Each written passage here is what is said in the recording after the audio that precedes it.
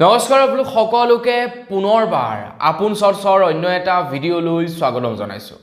আজিৰ ভিডিঅ'টো আৰম্ভ কৰাৰ আগতে আপোনালোকে কমেন্ট সেকশনত জনাওকচোন আপোনালোকৰ বাৰু কোন বেংকত একাউণ্ট আছে। কমেন্ট কৰি জনাবলৈ কিন্তু নাপাহৰিব। আহি আছে 31 ডিসেম্বৰ আৰু নতুন এটা বছৰ আহি আছে। 31 ডিসেম্বৰৰ পাছতেই আৰম্ভ হ'ব নতুন এটা বছৰ 2026 চন। মাজত মাত্ৰ কেইটামান দিন আছে আৰু তাৰ পাছতেই নতুন এটা মাহৰ আৰম্ভণি হ'ব। তো 31 ডিসেম্বৰৰ পূৰ্বে আপোনালোকৰ যদি বেংকৰ একাউণ্ট আছে তো আপোনালোকে বেংকৰ একাউণ্টৰ KYC কমপ্লিট কৰিব লাগিব। যদি আপোনালোকে KYC কমপ্লিট নকৰে তেন্তে আপোনালোকৰ বেংকৰ একাউণ্ট ফ্ৰিজ কৰি দিয়া হ'ব।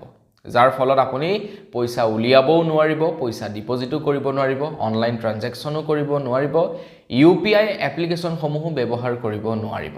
যেনে Google pay, phone pay, Paytm এই যিমান বিলাক নেকি এপ্লিকেশন আছে এই এপ্লিকেশন বিলাক আপোনালোকে কোনো পদ্ধতিতে ব্যৱহাৰ কৰিব নোৱাৰিব যদিহে KYC আপোনালোকে জমা নকৰে। KYC এই কাৰণেই জমা কৰিব লাগে যাতে আপোনাৰ লগত ফ্ৰড নহওক, যাতে আপোনাৰ সম্পূৰ্ণ ইনফৰমেশন বেংকৰ ওচৰত আপডেট হৈ থাকক, তাৰ কাৰণে KYC জমা কৰিবলৈ কয়। এতিয়া আপুনি যদি এতিয়ালৈকে KYC জমা কৰা নাই তেন্তে 31 ডিসেম্বৰৰ পূৰ্বে KYC জমা কৰক। KYC জমা কৰিব লাগিব আৰু KYC জমা নকৰিলে কিন্তু আপোনালোকে বিপদত পৰি যাব পাৰে। এতিয়া বেংকসমূহে আজিকালি গ্ৰাহকক ঢেৰ সুবিধা প্ৰদান কৰিছে। বেংকসমূহে কৈছে যে আপোনালোকে KYC বিভিন্ন প্ৰক্ৰিয়াৰ দ্বাৰা আপডেট কৰিব পাৰে। আপোনালোকে ব্ৰাঞ্চত আহিও KYC আপডেট কৰিব পাৰে, নতুবা আপোনালোকে অনলাইন মাধ্যমতো KYC আপডেট কৰিব পাৰে। আপোনালোকে KYC আপডেট কৰিবৰ কাৰণে আপোনালোকে অফিচিয়েল পোৰ্টেলত গৈও আপডেট কৰিবগে পাৰে। ধৰি লওক আপোনাৰ যদি আসাম গ্ৰামীণ বিকাশ বেংক আছে, আসাম গ্ৰামীণ বিকাশ বেংকৰ official portal, Punjab national bank যদি আছে, পাঞ্জাব নেশনেল বেংকৰ অফিচিয়েল পোৰ্টেল, ষ্টেট বেংকৰ একাউণ্ট যদি আছে, ষ্টেট বেংকৰ অফিচিয়েল পোৰ্টেলত গৈও আপোনালোকে KYC আপডেট কৰিব পাৰে। আৰু আজিকালিতো কিছু বেংকে সুবিধা প্ৰদান কৰি দিছে ডোৰ ষ্টেপ ফেচিলিটি। আপোনাৰ ঘৰত আহি আপোনাক KYC কৰি দি থৈ যাব।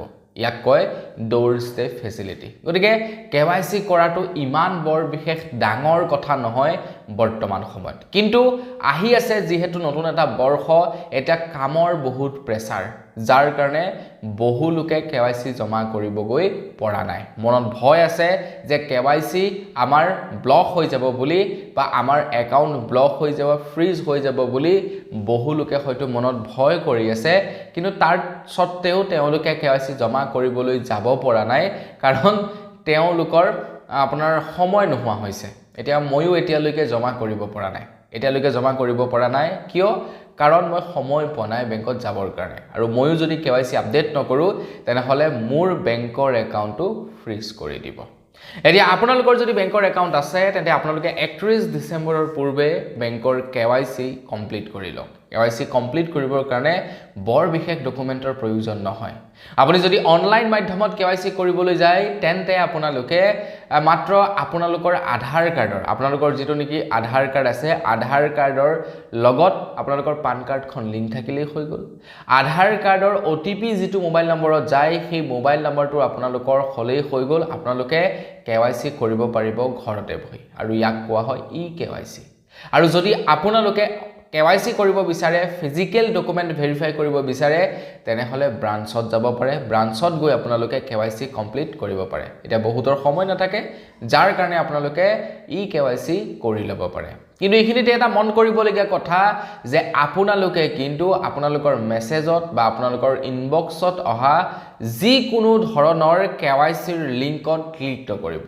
যিহেতু 31 ডিসেম্বৰ আহি আছে, 31 ডিসেম্বৰৰ পূৰ্বে আপোনালোকলৈ যিবিলাক ফ্ৰডষ্টাৰ আছে বা যিবিলাক স্কেমাৰ আছে তেওঁলোকে মেছেজ পঠাব পাৰে যে আপোনাৰ একাউণ্টটো ফ্ৰিজ কৰি দিয়া হ'ব, শীঘ্ৰেই আপুনি KYC আপগ্ৰেড কৰি লওক। আৰু আপুনি যদি ভয়তে বা আপুনি যদি ভাবে যে ভালেই হ'ল মোক KYC আপগ্ৰেড কৰিবলৈ SMS পঠাইছে, মই KYCটো আপডেট কৰি লওঁ বেংকত নোযোৱাকৈ, এনেকুৱা ধৰণৰ ভুল কাম কেতিয়াও নকৰিব। সেই লিংক বিলাকত আপোনালোকে কেতিয়াও ক্লিক নকৰিব, আপোনালোকৰ কিন্তু KYC আপডেট নহবগে। সেইটো মনত ৰাখিব, উল্টা আপোনালোকৰ বেংকৰ একাউণ্ট হেক হৈ যাব। যদি আপোনালৈ অফিচিয়েল বেংকৰ পৰা মেছেজ আহে তেতিয়াহে আপোনালোকে সেই মেছেজৰ ৰিপ্লে কৰিব বা মেছেজত যদি লিংক আহে যেটো মেছেজ অফিচিয়েল একদম অফিচিয়েল হ'ব লাগিব ব্লু টিক থকা যদি হোৱাটছএপত আহে একদম ব্লু টিক থকা অফিচিয়েল যদি ষ্টেট বেংকৰ মেছেজ হয় আৰু তাত যদি আপোনালোকক কেৱাইচিৰ বাবে লিংক পঠাই তেতিয়াহে আপোনালোকে কেৱাইচি কৰিব আদাৰৱাইজ আপোনালোকে কেৱাইচি নকৰিব এনেই যে আপোনালোকৰ মোবাইলত আহি থাকে মেছেজ বিলাক ইনষ্টেন্ট কেৱাইচি আপোনালোকে কেৱাইচি আপগ্ৰেড কৰক নহলে your account will be suspended বা ফ্ৰিজ এনেকুৱা ধৰণৰ যিবিলাক মেছেজ আহে সেই মেছেজ বিলাকত কিন্তু ক্লিক নকৰিব তো বন্ধুসকল 31 ডিসেম্বৰ খুবেই সমাগত তাৰ পূৰ্বে আপোনালোকে কেৱাইচি কমপ্লিট কৰক যদি কেৱাইচি নকৰে তেন্তে আপোনালোকে কিন্তু বিপদত পৰিব এইটো কিন্তু 100% সিওৰ মই অৱশ্যে এতিয়ালৈকে কেৱাইচি কৰা নাই এটা বেংকৰ ই কেৱাইচি অলৰেডি কৰিলো মই এয়াৰটেল পেমেন্ট বেংকৰ ই কেৱাইচি অলৰেডি কমপ্লিট কৰিছো বাকি অন্য এটা বেংক আছে সেই বেংকৰ এতিয়ালৈকে কেৱাইচি কৰিব পৰা নাই অৱশ্যে চেষ্টাও কৰা নাই কৰিবৰ কাৰণে কিন্তু সোনকালে কেৱাইচিটো কৰিব লাগিব নহলে নতুন বৰ্ষত মোৰ একাউন্ট ফ্ৰিজ হৈ যাব এফালে বলে খানা খাবলৈ গৈছো পইচা পেমেন্ট কৰিবলৈ হল মোৰ একাউন্টটো ফ্ৰিজ কৰি থলে ভাবকচোন কেনেকুৱা লাজ পাম হয় নহয় কৰবাত পেমেন্ট কৰিব লগা হৈছে তাত পেমেন্ট কৰিবলৈ লৈছো দেখিছো মোৰ একাউন্টটো ফ্ৰিজ কৰি ৰাখিছে গতিকে কিমান সমস্যাত পৰি যাম আৰু যিসকল লোকে নেকি আটাইতকৈ বেছি ট্ৰানজেকচন কৰে তেওঁলোকেটো মাষ্ট বি একাউন্ট কেৱাইচি কৰিবই কৰিব মোৰ এবাৰ প্ৰায় 80000 এমাউন্ট এটা ৰখি গৈছিলে মোৰ একাউন্টত মানে ধেৰ ট্ৰানজেকচন হৈছিলে যাৰ কাৰণে নেকি মোৰ একাউন্টটো ফ্ৰিজ কৰি দিছিলে তাৰ পাছত আকৌ গৈ বেংকত কেৱাইচি দি বহুত দিন সময় লাগিছে একাউন্টটো আনফ্ৰিজ কৰিবৰ কাৰণে মানে ধেৰ ঝামেলা বেংক বিলাকে কি কৰে আপুনি কৈ দিয়াৰ লগে লগে হিহতে বোতামটো টিপি কামটো কৰি নিদিয়ে আপুনি প্ৰথমে লিখিত দিব লাগিব তাৰ পাছত ডকুমেন্ট বিচাৰিব তেওঁলোকে ডকুমেন্ট ভেৰিফাই কৰিব তাৰ পাছত তেওঁলোকে মেইল কৰিব ওপৰলে ধেৰ প্ৰসেস থাকে আৰু ফাইনালি এসপ্তাহ 10 দিনৰ পাছত আপোনাৰ একাউন্টটো ওপেন হ'ব বা আনফ্ৰিজ হ'ব গতিকে তাৰ পূৰ্বে কেৱাইচিটো আপোনালোকে জমা কৰি লওক তো বন্ধুসকল বস আজিৰ ভিডিও জনাবলগীয়া সৰু এটা ইনফৰমেশন ইমানে আছিল জানি কেনে পালে কমেন্ট সেকশনত জনাব যদি ভাল লাগিলে লাইক এটা কৰি দিব চেনেলটো সাবস্ক্ৰাইব কৰা নাই সাবস্ক্ৰাইবটো কৰি লব পুনৰ এটা ভিডিও লগ পোৱাৰ আশা যদি বিদায় মাগিছো ধন্যবাদ জয় অসম